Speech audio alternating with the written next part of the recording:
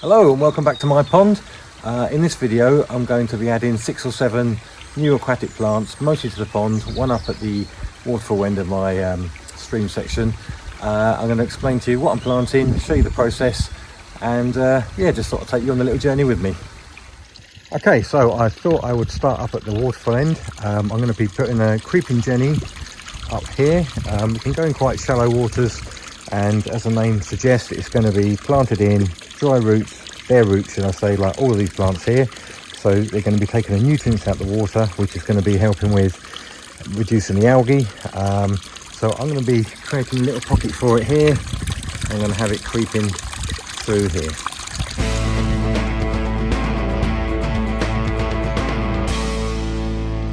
So that's the creeping jenny in. So it's just got some light gravel, stone edge to hold it in place. I clean all the soil off the roots, because what we want is bare root. As I say, that's going to be drinking all the nutrients out the water, like I will be doing with the rest of these plants. All bare roots straight into the gravel or pebbles, just to hold them in place while they drink to their heart's content. Okay, we're moving over to the main pond now, and it has started raining, but you know what, my hands are going to get wet. I might as well get the rest of me wet in this rain, so let's crack on. Okay, so first up I've got 2 of these Butamus umbellatus albas, which are white rushes. These can go quite deep, up to sort of 45 centimetres to the crown. So I'm thinking I've got a nice little pocket in here that I've not planted anything in, and potentially down here as well, on this side, on the left side. So I think that's where they're going to go.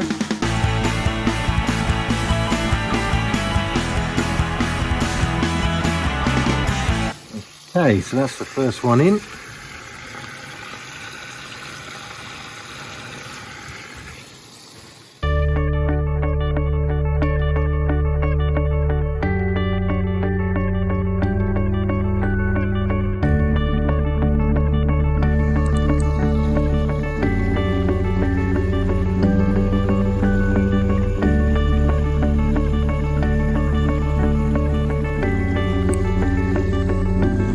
Okay, so the 2 I've just planted, the Butamus umbellatus alba, the white rushes, which are here and over there, are very good for emerging insects like damselflies, dragonflies. Anything can lay an egg, because they grow very tall.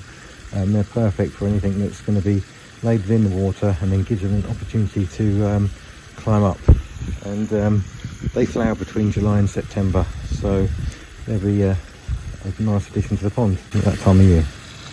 Okay, next up I'm planting this Iris levigata rose queen. I hope I pronounced that properly. This is going to flower between May and June. It's got beautiful little pink flowers, and this is going to want depths of about 15 centimetres or less. So I'm probably going to add them. I've got another one, a similar variety, on this little bank here. So let's get them in over there, I think.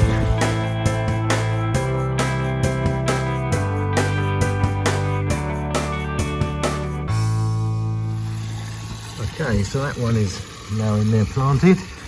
As you may have noticed, what I've been doing is obviously burrowing out the pebbles and shingle that I already have in there, creating that hollow. I've been putting a finer substrate in first, so the roots can really work their way around that. And then I've got some of these larger sort of 20mm size just over the top, and that sort of keep the fish away from sort of nosing around and potentially trying to eat at the roots. I may even add, I've got some larger cobbles left, which I may add down there as well. We'll see about that later on. I'm actually thinking now about adding the other one. I've got a bit similar variety, which I'll show you in a minute. Probably maybe around where these stones are here. So then I can repurpose these cobbles, put them around the base of these a bit more, just give them a little bit more protection while they're starting to develop from the fish.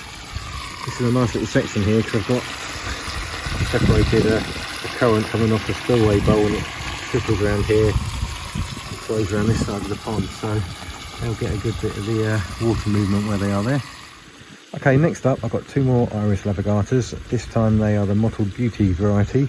Again, these flower between May and June. They're going to grow about 80 centimetres tall, so they're a nice size. Planting depth about 15 centimetres again, no more than that. So I'm probably going to add one to the section where I've just planted the other one you've just seen, and I may even add one down there in the stream section. That'll look quite nice, I think, popping up when it flowers. So yeah, I think we'll do that.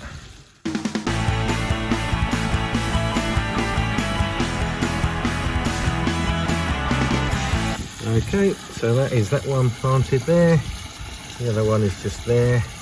I try and keep the taller plants to the outside of this pond because I know I always show you my pond with the cover off. I do have a cover that I made up, obviously just to keep the fish protected. We are quite close to the coast here, so we do get seagulls overhead, but we have had herons in the garden previously. So obviously I don't want to lose any fish, but at the same time it does detract from looking at all the lovely plants and the rockwork in the pond. But it's a necessary evil, unfortunately, so I do try and keep the taller plants to the outside, and I'll show you the cover at the end. Actually, I don't think I've actually shown it in a video because I'd like to show the pond without it. So and you'll see what I mean. So sort of keep the shallower or the lower growing ones in the middle where the cover is, and everything else around the outside. I think I found a nice little spot for this second one. Little cove there, so I'm going to get that planted in there. I'm going to build up some cobbles around there, dig down a little bit. There's a little bit of a retainer for the shingle, the river gravel, and then we'll plant them in there, I think.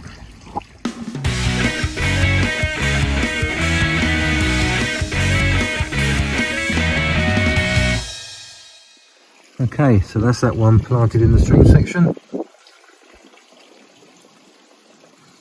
So it's just got them cobbles there, sort of a little bit of a retainer holding the river gravel in place there for that to bed in and drink all the nutrients out of the water. And last but not least, I have this water soldier. Now this is quite different to what I've just planted, because in fact I don't need to plant this. I just drop it in and it will float on the surface. It will flower sort of June, September time. It will provide a good egg laying ground for, again, damselflies and dragonflies. It can produce offshoots as well. In the winter it will drop down to the bottom of the pond and lay dormant, but in the summer it will come up and it can attach itself as well. It will try and find its roots. So because I have a skimmer here, what I don't want is for it to float off and be sucked into the skimmer box where the pump is. So I'm probably going to float it around this section here, so it's going to sort of almost trap itself against the plant in the middle there, and that should keep it nice and safe in there.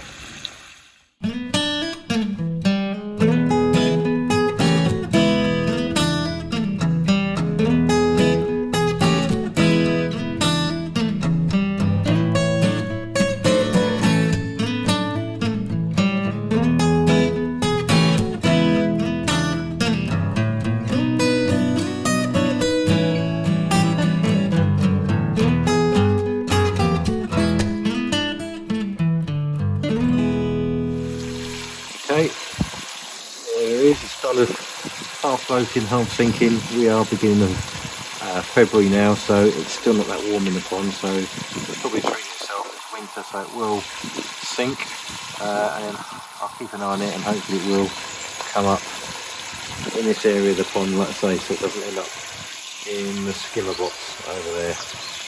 But that is it for now. I think I'm going to give the fish some food, as they've been so good while I've been planting all these plants. So yeah, let's watch another little munch.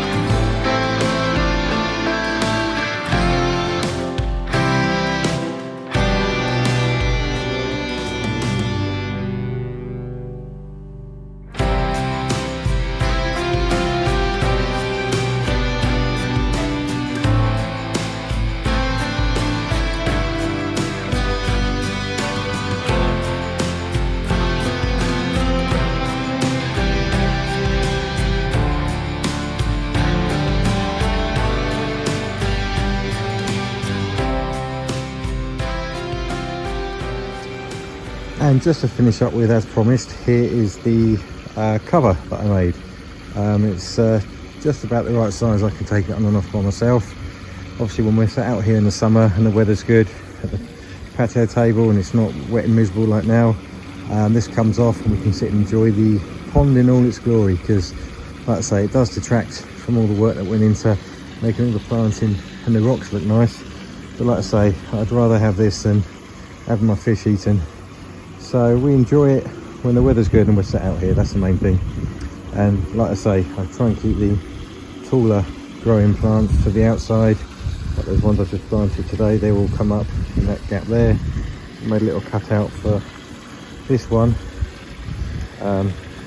It's a lot bigger than that last year. I'm sure it'll come good again. But yeah, so that's it with the homemade cover on.